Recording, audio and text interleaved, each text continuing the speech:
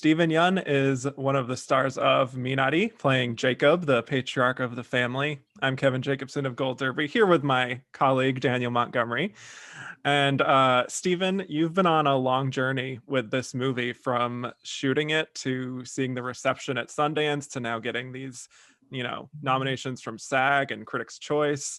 What has this journey been like for you, going from that very, personal experience of filming the movie to now seeing people of all these different backgrounds really connecting with it? Um, it's been so many things. It's been humbling most of all. I think I can't really separate the film from what we all collectively have gone through in this pandemic. It's just been, um, you know, all the ups and downs. And yeah, getting to make this in a year where we had none of these new perspectives and perhaps lessons and understandings, and then getting it to premiere at Sundance to that type of reception right before the world just totally flipped on its head. In hindsight, is really surreal, and also incredibly. I don't know. I can't really separate.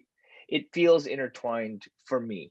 Um, the lessons that I learned making this film, and the lessons that I think the character learns in his journey, Jacob, are not too different than the lessons that I think people, or at least myself, have learned over the course of just this past year. And then so to get to this point where we're certainly not over it, but at least there's a little bit of hope, and a little bit of hopefully faith in pulling all of ourselves collectively out of this experience. Um, that to be mirrored with like people actually getting and coming to see this film and feel the same feelings that I had. I can only really, I don't know. It feels crazy. I'll be honest with you. It feels really insane. And to be to be playing this role that's inspired by writer director Lisa Isaac Chung's own life, like what was that collaborative process like to kind of bring that sense of his family to the screen, and his father that you play? Yeah, he was really. I think it's a testament to Isaac's just heart. In talking to him, I really understand more and more sometimes what filmmaking ultimately is, and perhaps what a lot of things ultimately are. But I think filmmaking has all the technicalities and has all the specifics about how to make the film, but at the end of the day, sometimes it's just how to get along with people. you know like just the way that these things are formed, and the processes by which you go through them. You can't do it by yourself, and it is such a collaborative experience. And so um Isaac has all the things, all the incredible things that any filmmaker needs, but also he has this deep ability to just connect with others and give people space, and make those feel welcome. And I think that was really important. So when he wrote this script, it wasn't just "you play my family." It was, let's come together and come to build this family together.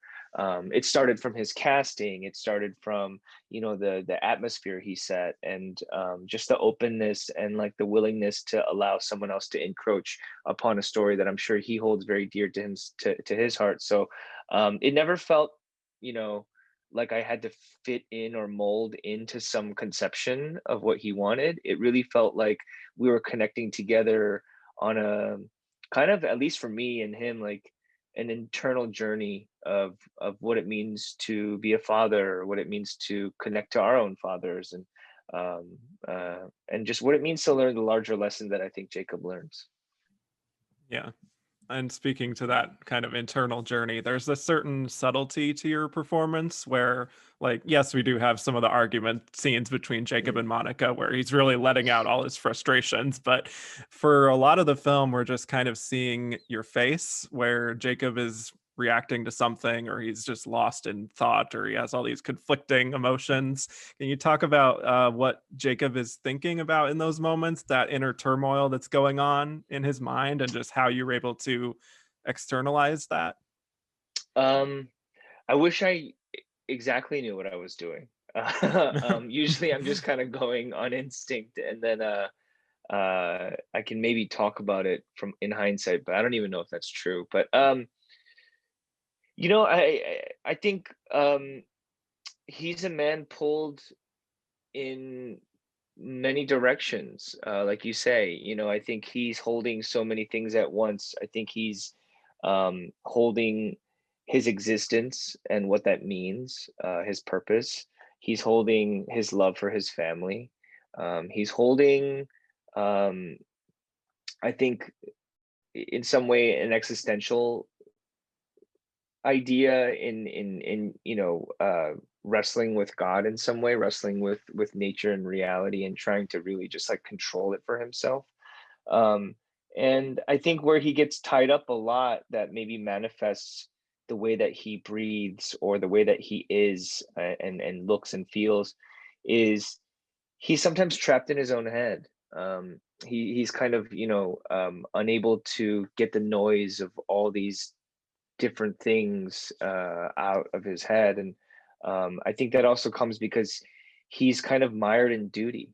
I think he's speaking from a place of duty, and he thinks that his worth and his function is his duty to his family. And I think when you speak from that place, it's very easy to feel altruistic or feel like that's the right thing. But ultimately, I don't know if that's like the best place to communicate love. And I think ultimately that's really what he's looking for. He's asking for connection. He's asking to not feel alone. He's asking to not feel like he's the only one bearing the burden of this family and their future on his shoulders. But I think over the course of the film, the things that he learns is that he's not the only one bearing the burden of this family and this experience, and that he is not just a measure of his duty, but he is living out a collective experience together with his family as they endure these obstacles. And a lot of them are from his own making. But I think when he comes to understand that, he lets some things go. But ultimately, yeah, all that long way to say he's just really trying to control life, and he can't. And playing this character who wants to make this farm work and wants to build something lasting for his family, and having that conflict with Monica, who thinks they might have greater stability if they go back to California. Did you ever find yourself like, if you were in that position, like, might you be more on Monica's side in some cases, or did you feel that full sympathy with what Jacob wanted to create? Like, was that ever a conflict that you could feel in yourself too? Yeah, I mean, I think Jacob himself too also hears her too. I think he hears and accepts her fears and kind of her desires, but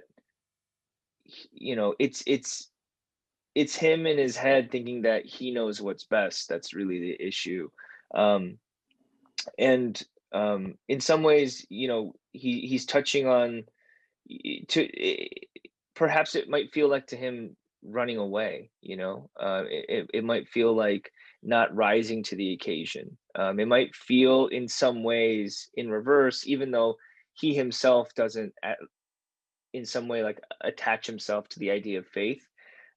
He might look at that as a very faithless thing, and perhaps he's putting faith in the wrong things, instead of putting faith in the larger ideas of family or life, or the future and what it might bring. He's really talking about a faith in himself, and I think that's really desperately what's at odds with him and Monica. Yeah, well, you and Yeti Han go on such a emotional roller coaster. Yeti playing Monica. How much She's did so good. Yeah, how much did the two of you prepare ahead of time to just figure out their dynamic? You know, it's a really testament to Isaac's casting, I think. Initially, and then after that, it really is just, you know, she's so truthful. And you know, the first time we met, we really just connected by talking about our perspectives on who this couple was and how and who these people were to each other.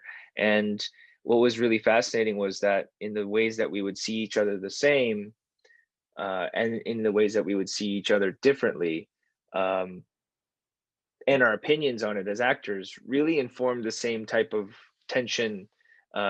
Tension is the wrong word, I guess. Form the same sort of dynamics of the ways that in which people misunderstand each other, or couples misunderstand each other. And what was really cool was to be with a scene partner that was willing to let those things exist. That it didn't need to come to some sort of consensus that we were um, on the exact same page. We didn't really overtalk these things. We just said, um, I think Jacob's here. What do you think? And she's like, I think Monica's here. I wonder if Jacob's also here. And we would kind of talk about it, and then we'd go away, and then we'd come and shoot the scene, and it felt real. And so, you know, she was so honest and truthful always. So when you have those types of partners, it's not hard to do your job because, you know, it feels real. And you mentioned how you know, this film and, you know, and this character and the lessons of this pandemic sort of feel like they're going hand in hand a bit, and it also feels a lot like, you know, it feels like the perfect time for this, because this is a movie about an Asian American family pursuing the American dream in a way that so many families do, of all ethnicities, at a time of increased hostility towards the Asian American community across the country. Mm. What do you hope that this brings to that, and to, you know, just to seeing the humanity of all different people? Yeah, you know, I think for us, it's hard because it's, I mean, this question, I think, we could speak for hours and hours. There's so much nuance.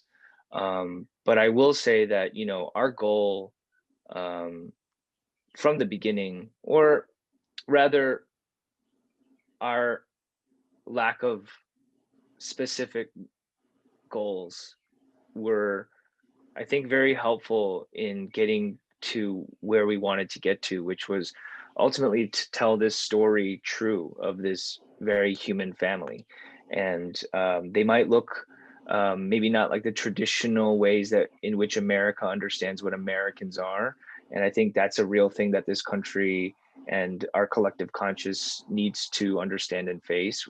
That, you know, what constitutes America is a very eclectic group of different cultures and people, and that's essentially the backbone of what makes America incredible. Um, and so, you know, for us, we didn't really think through any political specifics in terms of how we wanted to present this in any specific way. We were just trying to make this a true story that could get out there and connect to all people without any barriers of entry, so that, you know, sorry, this thing popped up on my computer. So that, you know, no barriers of entry, so that, you know, we could connect to each other as human beings. And hopefully the byproduct of something like that is that people get to see each other a little bit clearer, that we don't look at each other in such fear and surface level, that we're not delineated so much by all these cultural limitations or you know, identity kind of separations. And those are all valid and true, but also there's these deep connections that I think we can all feel as human beings that transcend all these things. And so it's a real shame, but also not surprising that we're still in a moment like this, where people react out of fear and hate.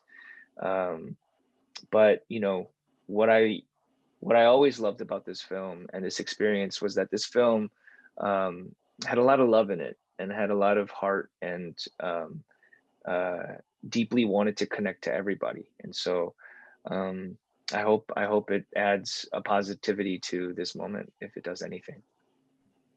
Well, speaking along those lines a little bit, here at Gold Derby, we are an award site, and I'm sure that you're aware of the Oscar buzz and your potential to make history as the first Asian American actor nominated for Best Actor. But from what I understand, I think you already made history at the SAG Awards for the same thing.